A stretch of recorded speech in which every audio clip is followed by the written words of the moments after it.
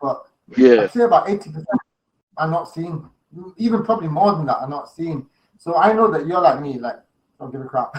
You know, because again, it's not about showing off, innit? It's not about showing off. No, it's not. It's, you know, Sometimes it's nice when you look at it from what you were to where you are, you know, you just can't help but kind of man, admire yourself in a sense. we need to inspire people. We need to inspire people, and that's the thing. We need to inspire people, right? And you know, so I hate getting into fiqh Islamic debates and stuff, but you know, No, go ahead.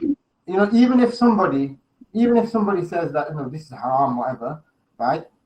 For me, right, even though there's a whole fiqh discussion around it anyway, like about lesser and greater aura.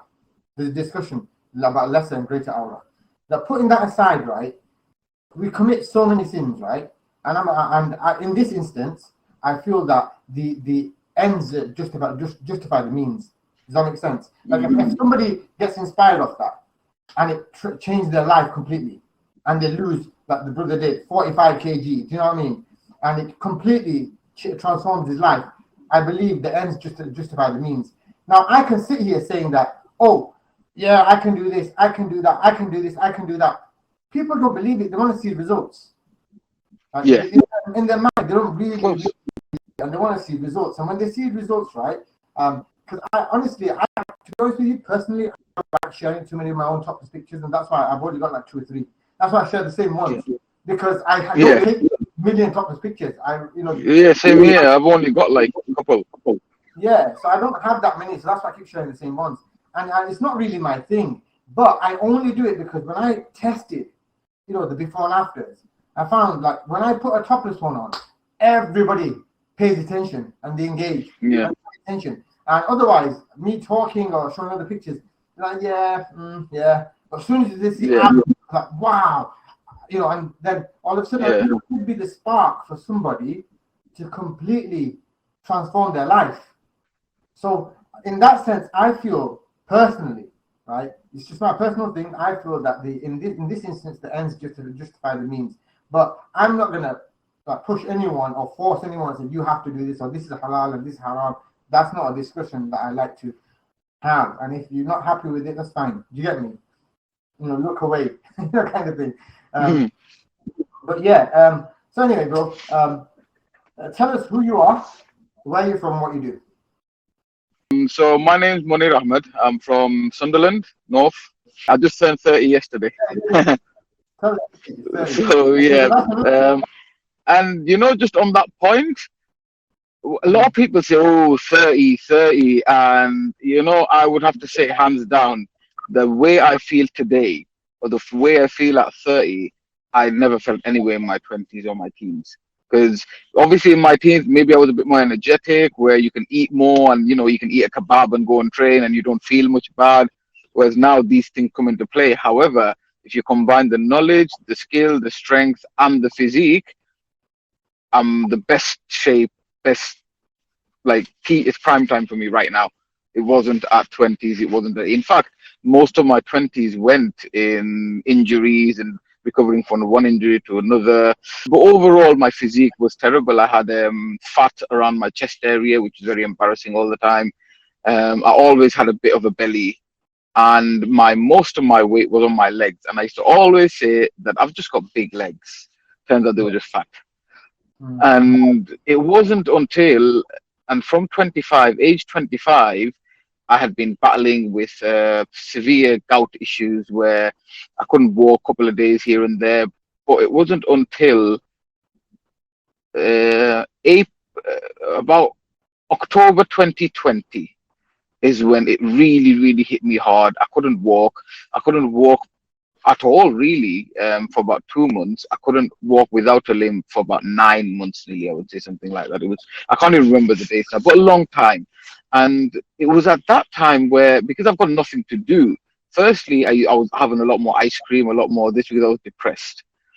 And then I was thinking, doctors can't do anything about it. They just don't seem to, they just seem to just up the medication. And something was telling me that this can't be the way. I refuse to be on medication for the rest of my life, or just stronger medication.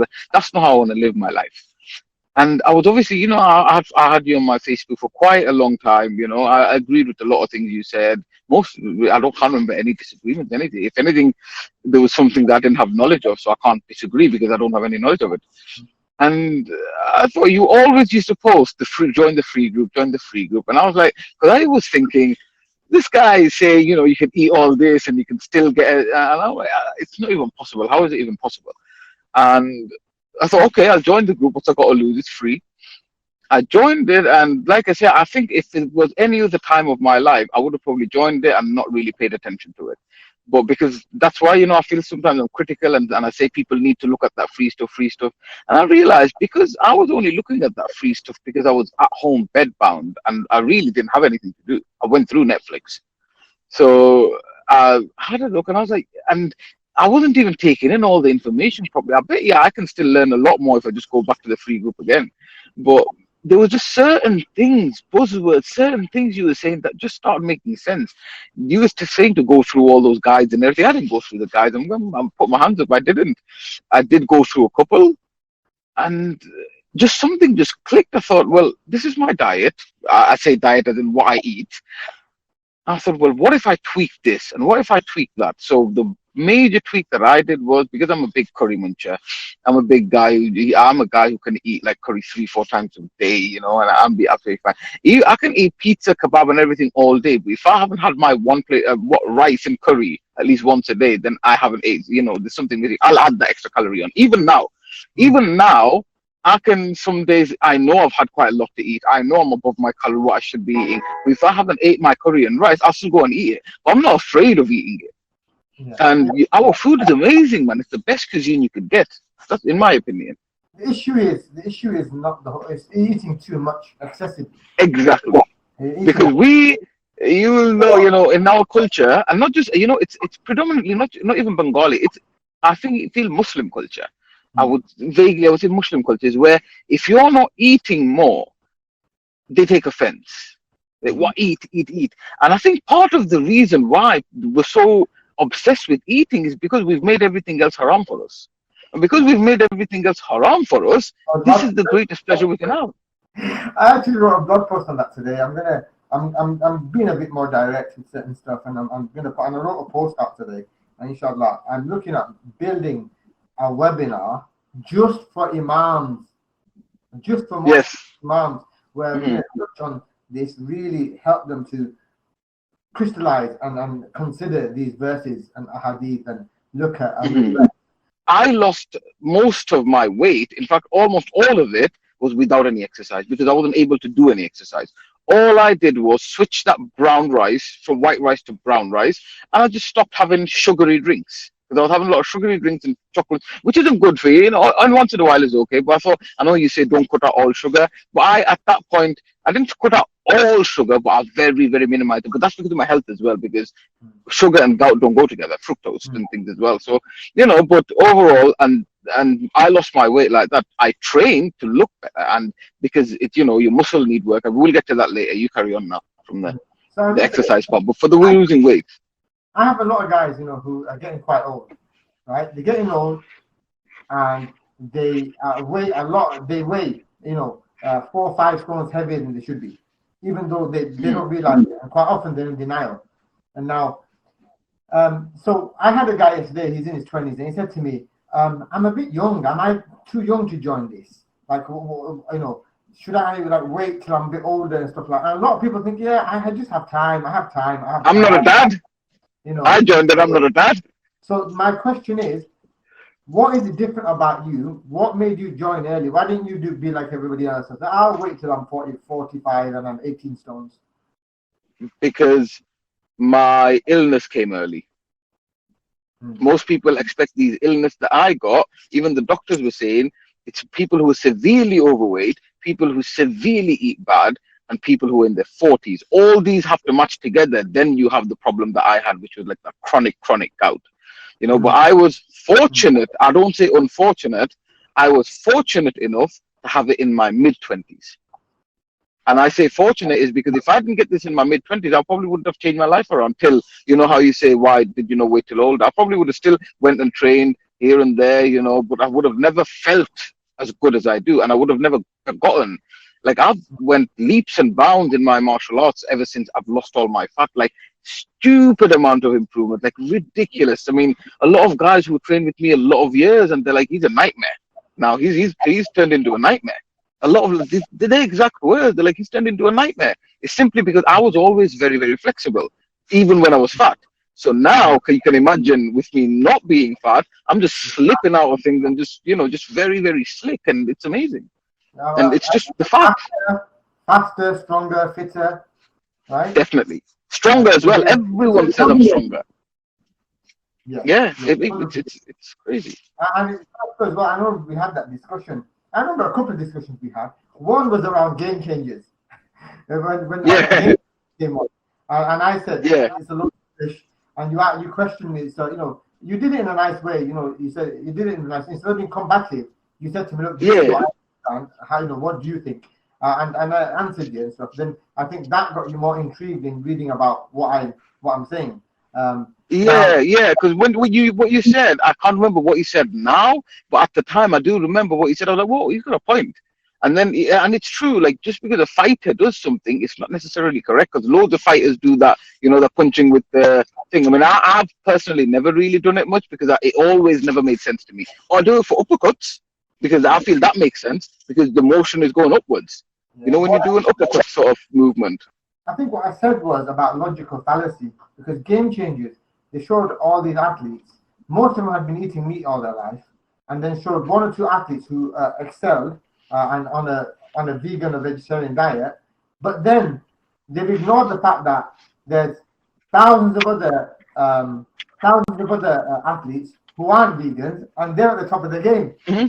So they made a correlation without considering causation.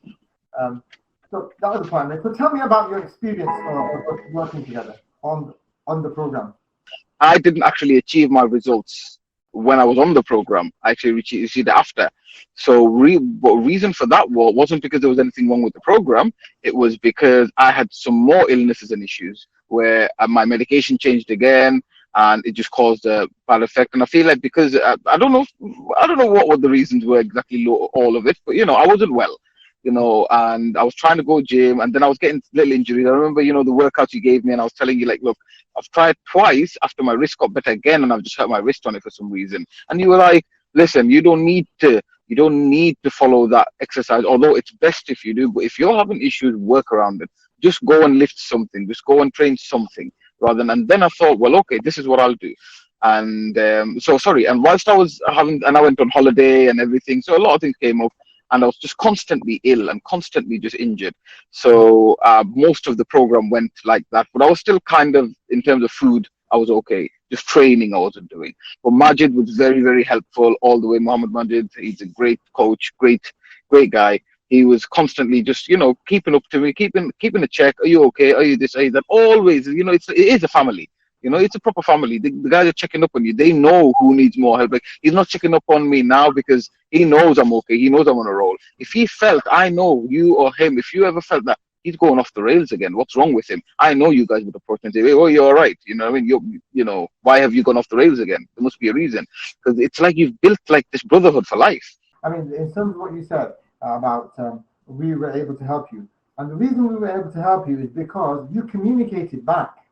Even though you had these things going on, when Majid reached out to you, when I reached out to you, you didn't ignore us. You didn't say, I'll eat ice cream. I'm going to shy away now, embarrassed. I told you guys I'm eating more. I would say it. So we always say to all our clients, we say, we will never give up on you unless you give up on yourself first. Yes. If we keep messaging you and we keep contacting you and you never respond and you ghost us because you misunderstood the program, i.e., you think that you've had an ice cream and there you feel guilty and you stop responding. So because of that, we were able to help you because you communicated and you still communicate. I messaged you today, you got back to me. And in terms of how you're saying, I still keep in touch with all the clients. One does not ignore his sheikh. I you don't ignore your sheikh, you know what I mean? what's your life like now? Because I remember you said one thing to me, and I heard your name. Maybe you can tell them.